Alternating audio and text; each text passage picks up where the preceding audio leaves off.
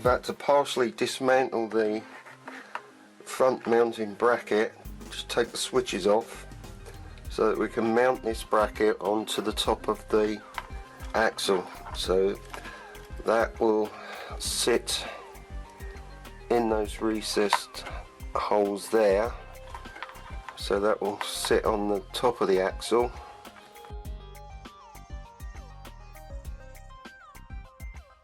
And then we need to put 4 countersunk head M3s by 5s on the top. Okay, we've got the screws screwed in and they're flush or below the surface.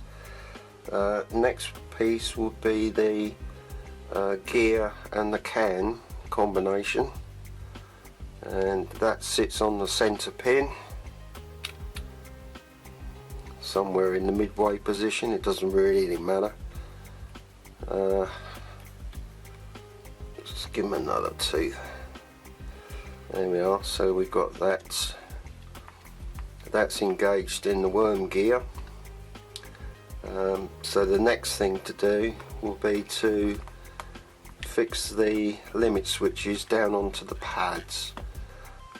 While it's in this position, I'll show you the diodes, 4148 diodes across the switch.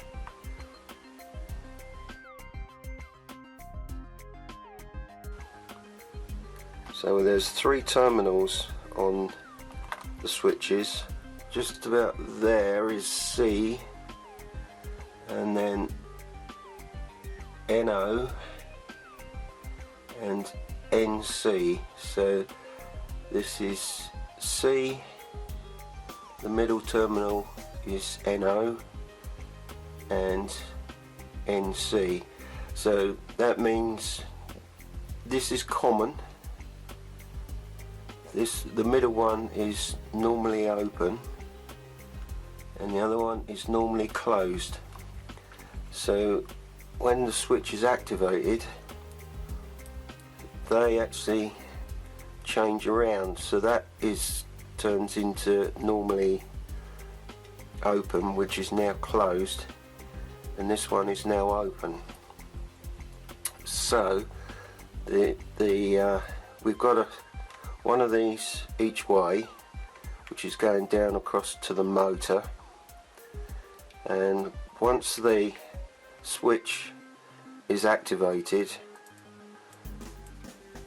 the switch goes open circuit across the 2 terminals, and then the only way to get that open again is to reverse the polarity, which allows the reverse current to go through the diode. So the switches are screwed into position. They're held on with 1.6 or M1.6 by 10 screws, countersunk, so that everything is flush and clear for the turntable. And I've just run the cabling around the outsides of the switches to keep everything tucked away, out the way.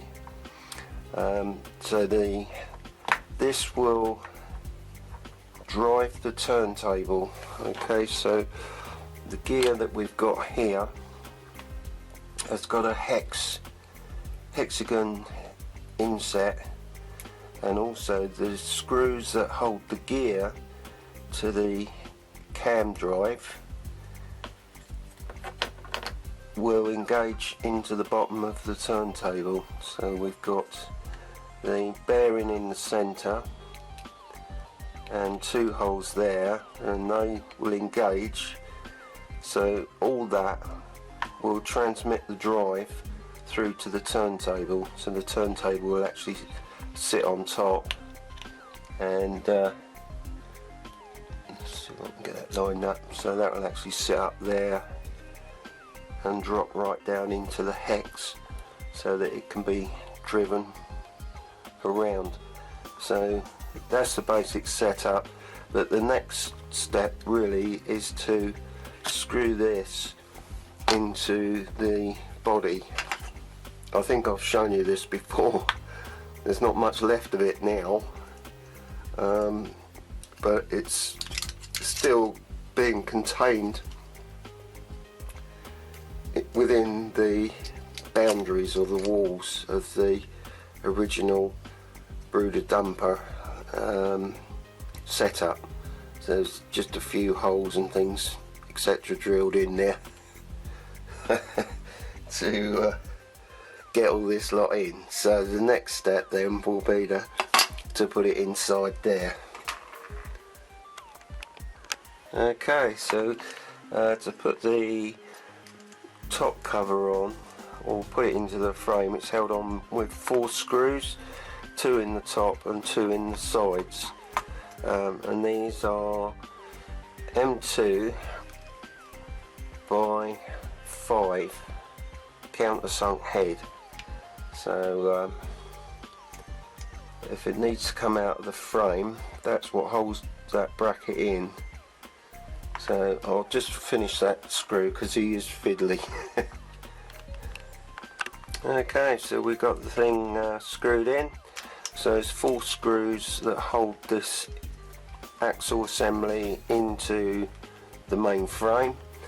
So there's 2 in the top and 2 or 1 each side. Okay, and now M2 by 5's countersunk head. Yeah, that's what we're looking at. So I'll put the wheels back on now, and then we'll splice the two together.